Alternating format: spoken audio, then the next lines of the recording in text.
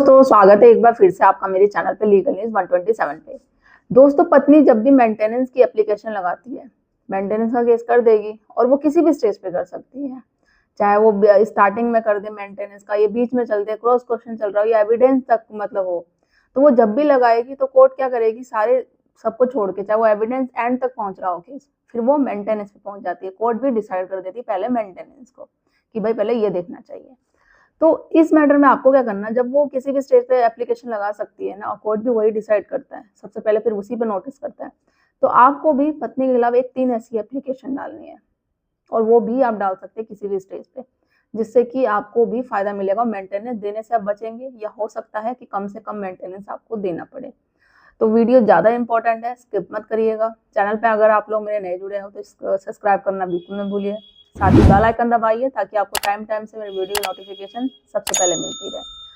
तो देखो दोस्तों, जैसे सबको पता है आज की डेट में जो भी पति है जिन पे आमतौर पर मेंटेनेंस का केस या एलिमनी डिमांड की जाती है, पत्नियां जो करती है, मतलब पूरी तरीके से स्कैम बन चुका है। भाई पैसे चाहिए ही चाहिए, ठीक है, तो पैसे तो दो भाई, पत्नी की बच्चों को राइट्स बनता है।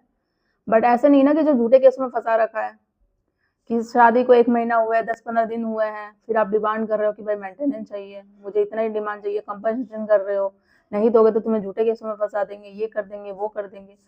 तो इससे बचने के लिए देखो वो किसी भी स्टेज पे लगा देगी। जब उसे स्टार्टिंग में कुछ महिलाओं को तो ऐसा होता है, पता ही नहीं होता कि मेंटेनेंस होता क्या है, कि पति को भी झूठे केस में फंसा के उससे पैसा भी लिया जा सकता है। तो जैसे जैसे वो कोर्ट में जाती है, उनको पता चलता है, या उनके पेरेंट्स बता देते हैं, फिर या वकील बता देते हैं, तो वो कर देती है। चाहे वो अब वो एंड तक केस पहुंच रहा हो, केस का डिसीजन हो रहा हो, फिर वो उस समय लगा देगी। फिर कोर्ट भी उठ के क्या है भाई, पहले उस पर फोकस करेगी कि चलो भाई पहले मेंटेनेंस का ऑर्डर कर दिया जाए। तो जब वो किसी भी स्टेज पे मेंटेनेंस की एप्लीकेशन लगा सकती है, तो इस सिचुएशन में आपको भी 3 एप्लीकेशन लगानी है पत्नी के खिलाफ। तो ध्यान से सुनिएगा। तो पहला है जो एप्लीकेशन आपको लगानी है, चाइल्ड कस्टडी की। चाइल्ड कस्टडी का अगर आपने केस कर रखा है तो इट्स वेल एंड गुड, नहीं कर रखा तो अगर आपका भी कोई भी स्टेज चल रहा है तो उस पर आप कर लो। अगर आपके में से लाइक हस्बैंड वाइफ में आप में बच्चा भी है आपके केस में, ठीक है, तो चाइल्ड कस्टडी का केस करो। क्योंकि पत्नी देखो मेंटेनेंस मांगती है, अपना तो मांगेगी, बच्चे का भी नाम लेके उस पर मांगेगी, और उसका डबल मांगेगी कि भाई बच्चे का खर्चा इतना है, ये है। और अगर मिलने की बात आती है तो मिलने नहीं देगी आपको। कोर्ट में ये बोल देगी कि हाँ भाई मैं मिलने दूंगी, आपने मेंटेनेंस दे दिया, और जब आप फोन करते हैं या वीडियो कॉल करते हैं या मिलने जाते हैं, डिसाइड होता है कि भाई अगर बच्चा थोड़ा स्कूल में जाता है कि चलो छुट्टी हो रही है, मैं ले आऊँ 1-2 दिन, जैसे सैटरडे संडे हो गया, हॉलीडे जो भी हो गया, वो मेरे पास रह लेगा, या डिसाइड हो गया हफ्ते में 1-2 बार बात करनी है, वीडियो कॉल करनी है, तो वो चीजें नहीं हो रही। पत्नी ने मेंटेनेंस तो ले रही है, बट वो विजिटिंग राइट है जो बच्चे का नहीं दे रही है। तो चलो चाइल्ड कस्टडी अभी नहीं मिल रही, एटलीस्ट बच्चे से मिलने तो दिया जाए। क्योंकि भाई फादर एज ए फादर उनका भी राइट्स बनता है, आप लोगों का भी, कि प्रॉपर है, जैसे वो माँ का अपना पूरा निभा रही है कि भाई मेरा फर्ज बनता है, मेरा बच्चा मेरे पास ही रहेगा, तो आप भी तो फादर ही हो, तो राइट्स भी आपके बनते हैं। तो कस्टडी का केस आप करो, आपको बच्चे की कस्टडी लेनी है तो प्रॉपर एक ढंग से करो, नहीं तो विजिटिंग राइट का तो करो ही करो। वो किसी में लगाती है, HM24 में लगाती है, आप उसमें सेक्शन 26 HM लगा दो, DV में भी डिमांड करती है तो सेक्शन 21 में आप विजिटिंग राइट की एप्लीकेशन दो। अगर वो DV का एक्ट का केस करती है तो हर किसी केस में होता ही होता है, एप्लीकेशन दे दो आप कि भाई मुझे चाहिए। और एक चीज और भी आप अपनी बात बोल सकते हैं कि लाइक अगर मुझे बच्चे से मिलने नहीं दिया जाता, मेरी बात नहीं कराई जाती है, मिलने नहीं दिया जाता है, तो मैं मेंटेनेंस नहीं दूंगा। हालांकि ऐसा कम होता है कि कोर्ट आपकी बातों को ये एग्री कर ले, बात ले, बट आपको बात बोलनी है।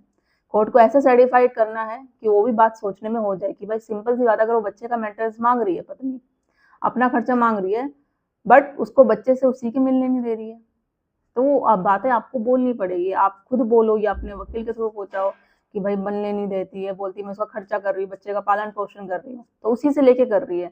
बट मिलने की बात आती है, कोर्ट भी ऑर्डर दे देता है, फिर भी नहीं मिलने देती है, तो फिर किस लिए मेंटेनेंस दिया जाए, जिसके लिए दे रहा हूँ मैं उसी से मुझे मिलने नहीं दिया जा रहा है। तो ये चीज बात आप अपनी रखो, ठीक है।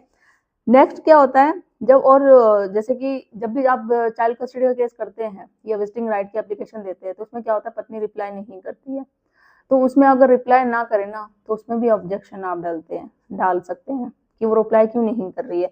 30 डेज के अंदर अंदर आपको रिप्लाई करना है। Order 8 rule 10 read with section 151 CRPC कहता है कि 1 महीने के अंदर अंदर किसी भी एप्लीकेशन जो भी आप देते हो उसका पत्नी को रिप्लाई देना है, वरना आप ऑब्जेक्शन लगाओ, और विथ रीजन देना है कि उसने रिप्लाई क्यों नहीं किया है, वो देना है।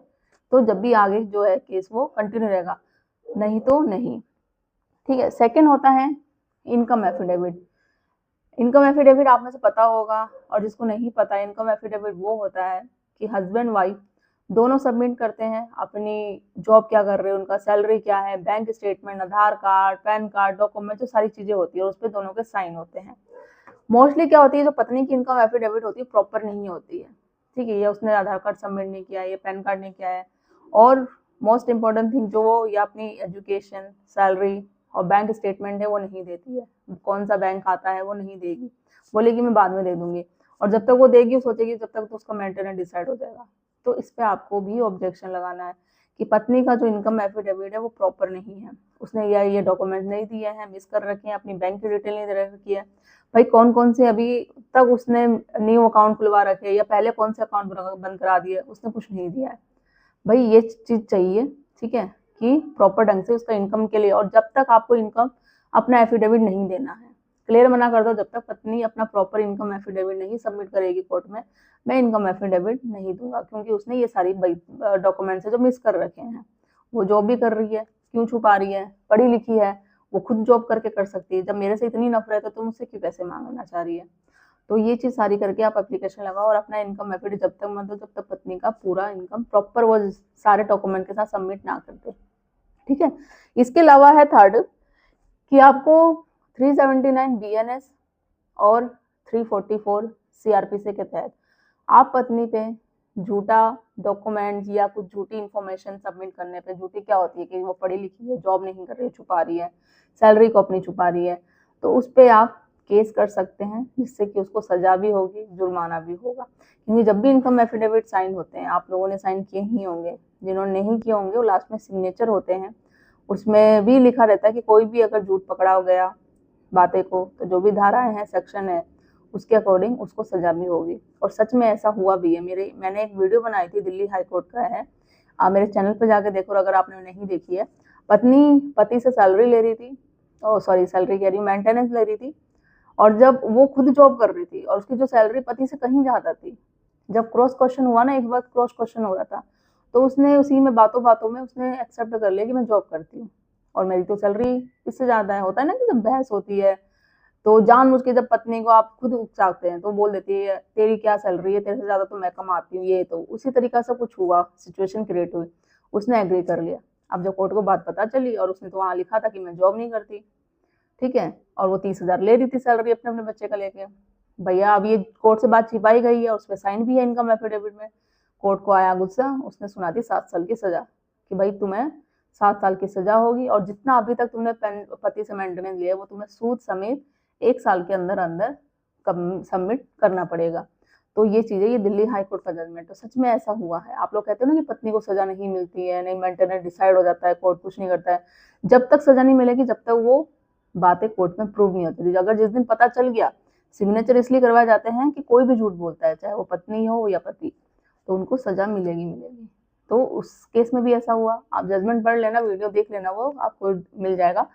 तो अगर आप भी ऐसा करते हैं तो सजा भी दिलवा सकते हैं पत्नी को, और अगर मेंटेनेंस चल रहा है तो वापस भी मेंटेनेंस हो सकता है, या कम हो सकता है, या लगेगा ही नहीं मेंटेनेंस। बस आपको करना है किस तरीके से आप अपनी बात कोर्ट में रखते हैं, कैसे फाइट्स करते हैं, क्या धाराएं हैं, कौन सी एप्लीकेशन लगाते हैं, किस धारा का यूज कर सकते हैं, तो वो सारी चीजें हैं। तो आज की वीडियो में बता दिया है कि जब पत्नी किसी भी स्टेज पे मेंटेनेंस की एप्लीकेशन लगाती है तो आपको ये 3 करना है।